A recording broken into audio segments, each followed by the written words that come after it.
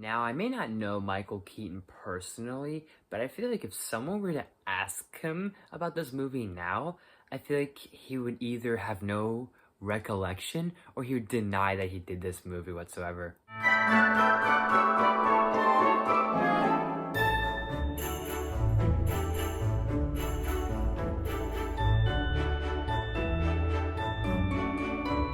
Hey there guys, welcome back to another awesome video, and today's movie review is going to be of Jack Frost. So Jack Frost, Michael Keaton plays a singer, rock star, as he's heading home for the holidays after a gig. He gets into an accident and suddenly he is magically transformed into a snowman.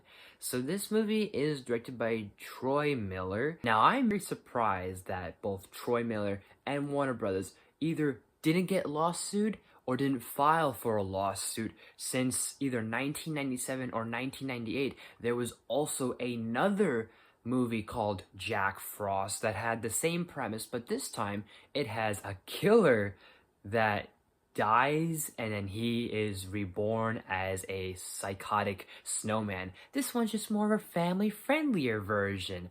So there's definitely some similarities here, and I feel like maybe if this movie didn't do the whole snowman thing and maybe change the plot a little bit and maybe change things up just a tiny bit more and wasn't too on the nose, I feel like this could have been a little bit improved. Now, this has gone on record that this is apparently the worst Christmas movie out there, or the worst Christmas special out there. Is it? Honestly, it's not, but at the same time, is it great? So one thing I will at least highlight, and I think is the huge highlight, is that Michael Keaton, for what he is working with, I give him credit. He has a lot of charisma. He carries that throughout the movie as himself and as the snowman. And I bet it was probably difficult for him to do voiceover over this animatronic slash CG snowman, which, by the way, I'm at least proud that the snowman isn't entirely CGI. They're actually, from what it looks like from close angles, he looks very animatronic-like, very puppet-like, so I will at least give that another plus for it. Other than that, everything else just kind of feels fine and generic. I think the best friend's kind of entertaining.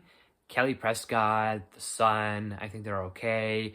All of a sudden, there's this subplot with the bully that picks on Charlie, Michael Keaton's kid in this movie. Whole subplot where he doesn't have a father, and they bond over the fact that, hey, we both don't have dads anymore. Even though you have a snow dad, or a snowman, have a father, and I don't have a father. Now we're kind of cool. It's weird. It's out of left field. Some of the beats are generic, where you have a overworking father, or a father who is wrapped up in his work and in his career that he misses the game, he misses that one last day, he misses that one last thing that said child does, and oh no, I need to make it up to them, and redemption and that second chance thing. And I will say that the writing is at times smart, but sometimes it's definitely, you can tell where the demographic it's going for. I think looking back, the marketing for this was very misdirected, because this felt like this was trying to be more of like a family-friendly, silly comedy, even though there's very little comedy in here, and it feels very much more, a lot more somber, a lot more melancholy than silly family picture, if you will. And like I kind of subtly jabbed a little bit earlier, it is kind of a little too on the nose that, yes, Michael Keaton's character's name is Jack Frost, so he becomes a snowman, which feels more like a Frosty sort of thing.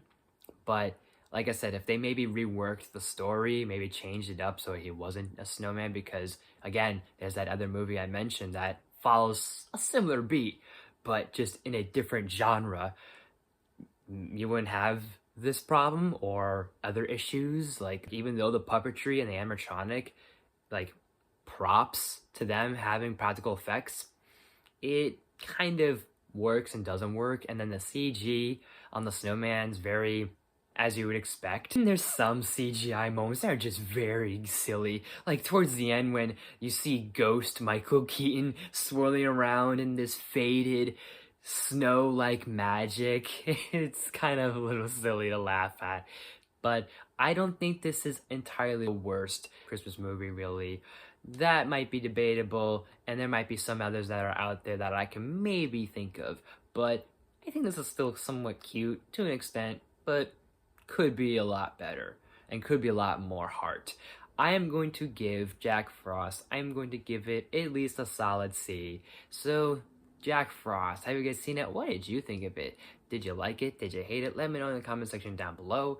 And as always, guys, thank you so much for watching. And thank you to Tom for specifically requesting this from me. If you like this video, please smash the like button. If you're new to my channel, please subscribe. I do awesome videos every day, if not every week. Make sure you ring that bell. I'll do new videos every day, every week. Share the video with your family and friends. All the good stuff for more. Loose suggestions down in the comments.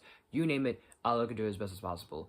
I might have 2, maybe 3 more videos for you guys for the remaining of December.